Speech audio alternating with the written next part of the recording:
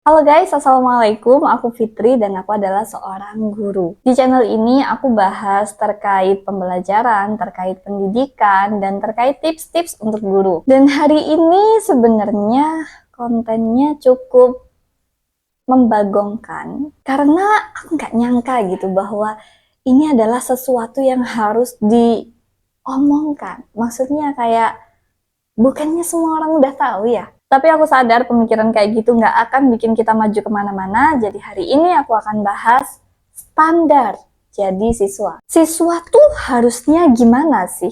Siswa tuh harusnya memiliki sifat apa sih? Apa kewajiban siswa? Apa hak siswa? Kalau selama ini kita udah sering ngomongin hak-hak siswa, kalau selama ini kita udah sering ngomongin terkait tanggung jawab dan usaha yang harus dilakukan guru, kayaknya masih jarang yang ngomongin apa yang harus kita lakukan kalau kita yang jadi siswa. Di video ini aku nggak bermaksud untuk bikin siswa-siswa pada tertekan karena aku adalah seorang guru, enggak. Di sini aku pengen pendidikan Indonesia itu jadi lebih maju karena siswa, guru, dan sekolahnya itu saling berdaya untuk meningkatkan pendidikan anak-anak kita. Dan di video ini aku akan pakai standar siswa menurut ISTE, International Society of Technology in Education. Aku tuh suka banget sama ISTE ini karena dia itu adalah organisasi yang mendorong kita untuk memanfaatkan teknologi dengan lebih pinter, bukan takut ke teknologi atau bahkan terlalu banyak bergantung kepada teknologi.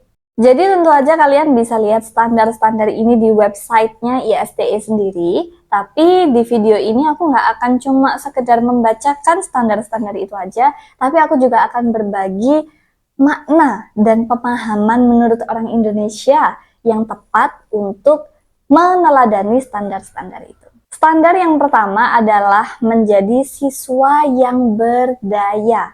Apa maksudnya siswa yang berdaya? Siswa yang berdaya itu adalah siswa yang mampu mengelola pembelajarannya sendiri.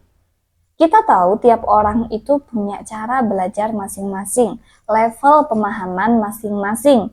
Dan dari level dan cara yang berbeda itu tentunya sebenarnya cara tiap orang untuk menyerap pembelajaran itu beda. Dengan media yang disajikan dengan cara yang sama, ternyata cara penyerapan tiap siswa itu akan berbeda. Nah, kalau kamu jadi siswa tapi kamu nggak tahu cara menjadi siswa yang berdaya, nggak tahu cara untuk mengempower diri kamu sendiri sehingga kamu bisa menyerap pembelajaran, ya susah. Bahkan mungkin juga itu sebabnya selama ini kamu belajar gak ada yang masuk apapun. Nah, gimana caranya untuk menjadi siswa yang berdaya? Yang pertama, kamu harus tahu dan bisa menentukan tujuan pembelajaran kamu. Misalnya di kelas kamu sekarang lagi mulai pembelajaran terkait perkalian, padahal kamu posisinya masih baru bisa penjumlahan. Maka kamu harus tentuin tujuan pembelajaran kamu sendiri. Tentunya tujuan pembelajaran kamu itu harus bersesuaian dengan tujuan pembelajaran yang akan disajikan di kelas. Kamu bisa aja nentuin tujuan pembelajaran kamu bahwa di akhir pembelajaran nanti aku harus udah bisa perkalian dari satuan ke puluhan. Contoh lainnya, misal di kelas yang sama tadi, kelasnya mau bahas terkait perkalian. Ternyata kamu udah bisa nih perkalian. Gak mungkin dong kamu akan tidur-tiduran di kelas atau males-malesan hanya karena kamu udah bisa. Mending waktu itu kamu manfaatkan untuk belajar lebih lanjut terkait perkalian. Kalau misalnya kamu bingung nih, apa ya tujuan pembelajaran yang masih sesuai dengan topik perkalian, tapi aku belum meraihnya, sehingga kemampuanku akan bertambah. Kamu bisa nanya ke guru dari awal, Bu, saya udah bisa perkalian.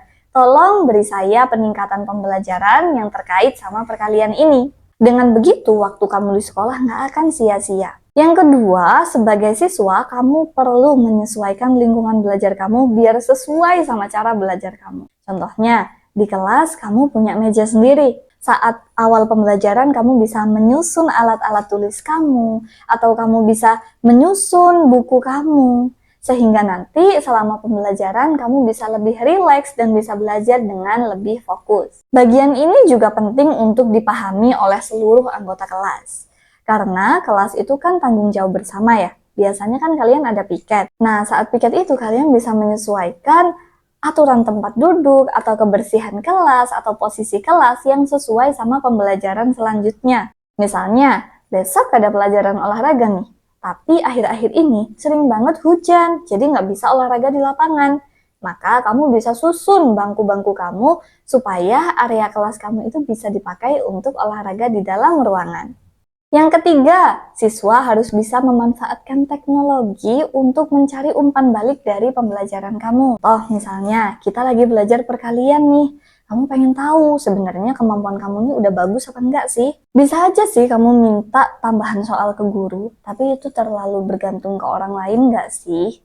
Jadi, kita bisa manfaatkan teknologi untuk mencari flashcard perkalian atau mencari kuis perkalian yang bisa kita manfaatkan sebanyak-banyaknya untuk tahu kemampuan kita. Sehingga kita dapat umpan balik nih. Oh, ternyata aku udah bisa perkalian, atau bahkan ternyata kamu belum bisa ke perkalian dan kamu bisa segera menyadari itu. Ciri keempat adalah siswa itu bisa memanfaatkan teknologi di sekitarnya. Contoh misal di kelas kamu udah menggunakan HP, kamu harusnya tahu dan bisa menguasai HP itu dengan betul. Artinya, misalnya guru kamu tiba-tiba pengen kamu balas chat lewat WhatsApp, ternyata kamu nggak tahu WhatsApp itu apa. Kan sulit ya? Jadi, kamu harus banyak eksplorasi terkait teknologi di sekitar kamu dengan bijak. Guys, sumpah ternyata videonya jadi panjang banget. Jadi, aku potong di sini aja. Nanti kita bahas lanjutannya di video selanjutnya. Thanks.